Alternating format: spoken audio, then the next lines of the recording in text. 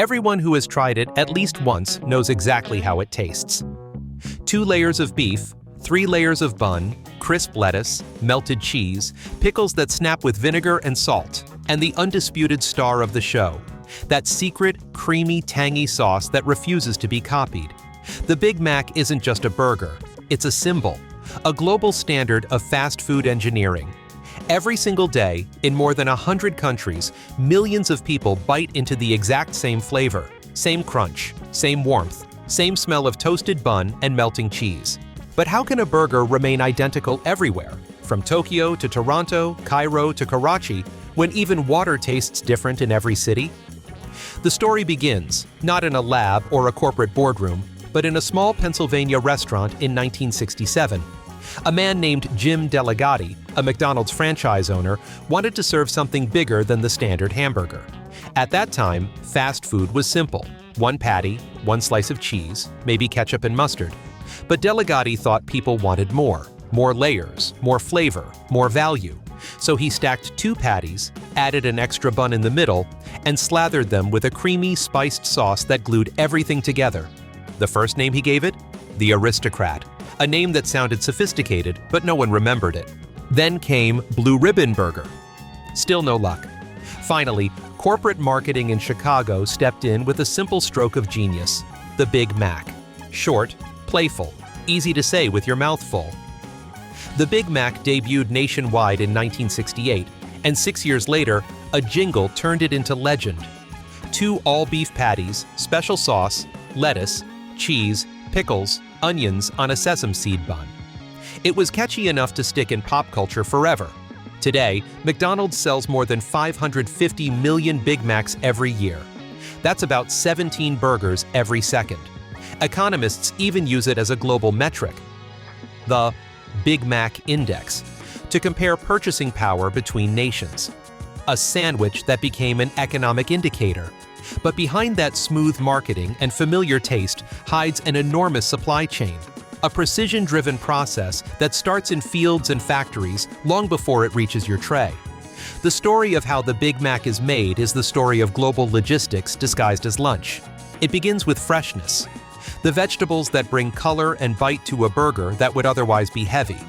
The lettuce in a Big Mac doesn't just appear from a grocery truck. It's grown on specialized farms across North America, Europe, and Asia, by suppliers trained under strict McDonald's agricultural standards. Farmers must deliver lettuce that stays crisp for days, even after being washed, chopped, and chilled. The variety most commonly used is iceberg lettuce, selected for its neutral flavor and signature crunch. Once harvested, the heads travel in refrigerated trucks to massive processing facilities where they move through industrial washing tunnels. Water jets blast away soil and debris.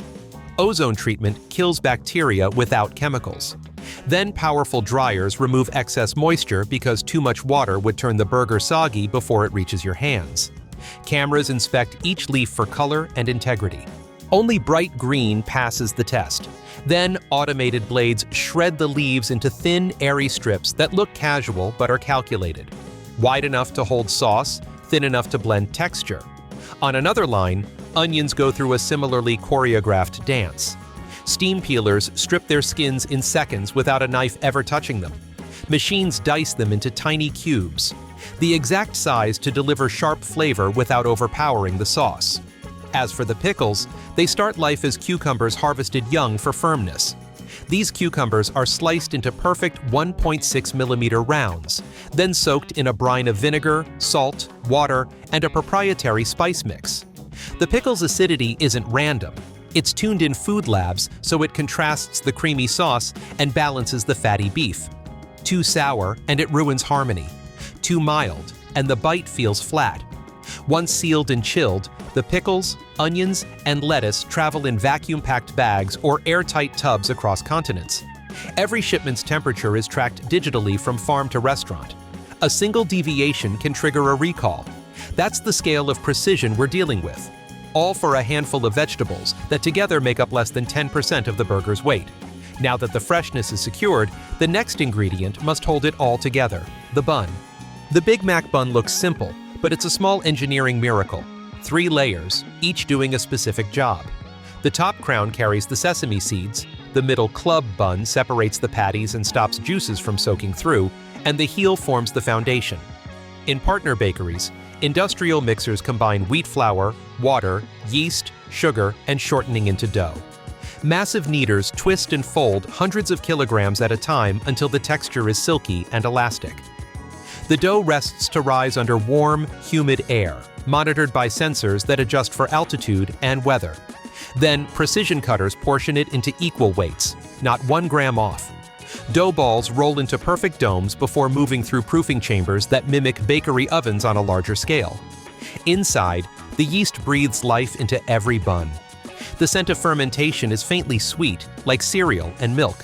When the time is right, conveyor belts carry the buns into tunnel ovens stretching 100 feet long.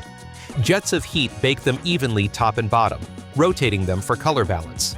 Then, before they cool, automated sprayers rain sesame seeds on the crowns. Optical cameras check every bun for symmetry. Any with cracks, uneven seeds, or pale spots are rejected and recycled into feedstock. After cooling, the buns are packed in moisture-proof bags, labeled, and shipped to distribution centers that feed McDonald's outlets worldwide. Each bun has a shelf life measured to the hour, not the day. The result? Soft, golden layers that can survive freezing, transport, and toasting without breaking. And inside those layers, the next star waits: beef. McDonald's buys more beef than any restaurant company on earth, but every patty starts the same way. From whole muscle cuts, mostly chuck and round, sourced from approved ranches that meet animal welfare and traceability standards. Trucks deliver chilled sides of beef to processing plants, where butchers trim excess fat and gristle. Giant grinders then turn the meat into uniform ground beef. It's not just random mixing. Computers control the ratio of lean to fat, usually around 80-20, ensuring juiciness without greasiness. From there, the mixture moves into forming machines that press it into patties of exact diameter and thickness, roughly 45 grams each. They look identical because they are. Laser sensors scan size and shape in real time. The patties slide onto stainless steel belts leading into blast freezers set at -40 degrees Celsius. In less than a minute, the meat hardens without ice crystals large enough to damage texture. This rapid freezing locks in moisture, flavor, and safety. Frozen patties are stacked, sealed, boxed, and labeled with batch codes for full traceability. A patty made in Ireland might end up in Kuwait. One from Alberta could reach Seoul. That's how standardized the network has become. The frozen patties reach restaurant freezers maintained below -18 degrees Celsius. They'll stay there until an order triggers the next step: cooking. But one thing still remains before we can call it a Big Mac: the sauce. The world's most famous secret isn't so secret anymore, but even the official ingredient list doesn't explain the flavor magic. The special sauce, first formulated in the late 1960s, has evolved over decades, but its DNA stays the same. A creamy base of mayonnaise blended with sweet relish, yellow mustard, vinegar, onion powder, garlic powder, paprika, and a whisper of turmeric for color. In industrial kitchens, giant mixers churn hundreds of gallons at a time. High-speed emulsifiers whip the mixture until it achieves the exact creamy density that clings to lettuce without dripping. Viscosity meters measure thickness in centipoise. If it's even slightly off, the batch gets remixed. Once approved, the sauce is portioned into sealed cartridges used by restaurant dispensers that release the same dose each time. About 14 grams per sandwich. That level of precision ensures every Big Mac tastes balanced, no matter who builds it or where it's served. Now that the components are ready, lettuce, onions, pickles, buns, patties, and sauce, we step into the heart of the operation, the McDonald's kitchen. This is where the global assembly line meets human rhythm. Orders flash on digital screens. Crew members move like clockwork, each trained to handle one station. When a Big Mac order appears, the process unfolds in seconds. 2 frozen beef patties are placed onto the flat grill, which uses dual contact heating. A top plate closes down to cook both sides evenly. In just 42 seconds, they reach the perfect internal temperature of 155 degrees Fahrenheit, sealing in flavor while meeting food safety standards. At the same time, the buns go into a conveyor toaster that crisps their inner surfaces in exactly 17 seconds. The sequence is designed to synchronize perfectly, meat finishing just as the buns slide out warm and golden. Then comes the legendary build. On the bottom bun, one shot of special sauce, a sprinkle of diced onions, a handful of shredded lettuce, a slice of melted American cheese, and the first beef patty. On the middle, club bun. Another layer of sauce, onions, lettuce, 2 pickles, and the second patty. Finally, the top bun seals it all. The completed Big Mac moves into a cardboard clamshell, a simple package that traps heat and aroma long enough for the customer to open it still steaming. The entire process, from grill to box, takes less than 90 seconds. Efficiency meets ritual. Every movement is standardized. The amount of lettuce by handful weight, the cheese placement by visual marker, the sauce by dispenser trigger. It's choreography built for repetition at global scale. And the flavor consistency isn't an accident, it's data. McDonald's uses internal quality audits and sensory analysis labs to test the Big Mac across countries. Experts measure texture using compression tests, color using spectrophotometers, and flavor balance through trained tasting panels. If a country's beef tastes slightly different due to local feed, the seasoning is adjusted. If a region's lettuce wilts faster due to humidity, packaging is modified.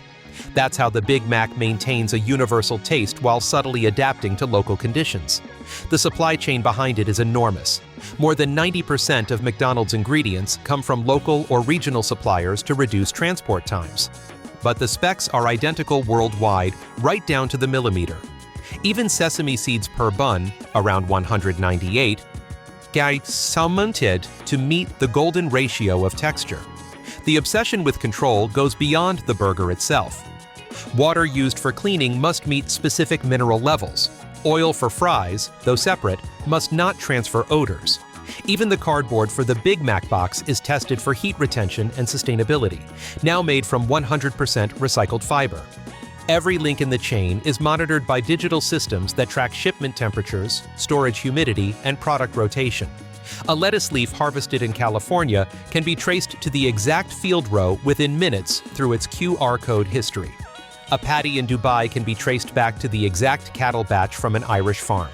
That traceability ensures safety, accountability, and most importantly, trust. Because the Big Mac doesn't just represent flavor, it represents reliability. But not everything happens behind closed factory doors. Sometimes innovation happens in response to culture. For instance, in India, the classic beef Big Mac doesn't exist. Instead, there's the Maharaja Mac, built with chicken patties. In Israel, halal certification guarantees compliance with religious laws. In Japan, local versions feature teriyaki sauce. Yet all these still follow the Big Mac architecture. 2 patties, 3 buns, and that unmistakable layering pattern that the human eye associates with familiarity. No matter the variation, it must still look and feel like a Big Mac. That shape itself has become intellectual property, instantly recognizable even without the logo. In 2007, McDonald's even lost a trademark case over the Big Mac name in Europe temporarily, showing how iconic the burger had become. A symbol so big it exists beyond its brand. Inside restaurants, the final step of the Big Mac's creation is quality control. Crew trainers perform random checks during shifts. They verify that the sauce is spread within 1 centimeter of bun edges, that lettuce covers 75% of surface area, and that cheese slightly overlaps the patty edge for visual appeal. Those small details matter more than they seem. When you unwrap a Big Mac and it looks exactly like the picture on the menu, that instant recognition triggers memory, a reminder that somewhere, thousands of miles away, someone else is having the exact same experience. That's global standardization at work. And behind that, an entire culture of precision and pride. Each restaurant's kitchen has temperature logs updated every 4 hours. Equipment is calibrated weekly. Buns are rotated by first in, first out.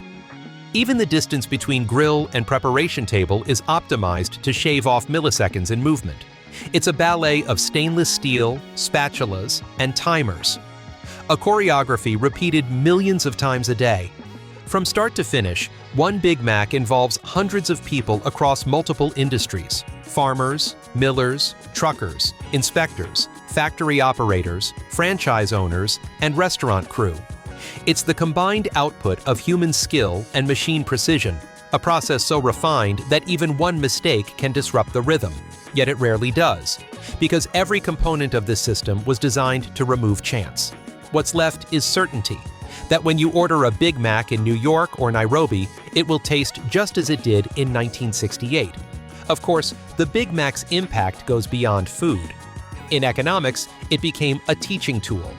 The Big Mac Index, invented by The Economist magazine in 1986, compares how much the same burger costs in different countries to assess currency value.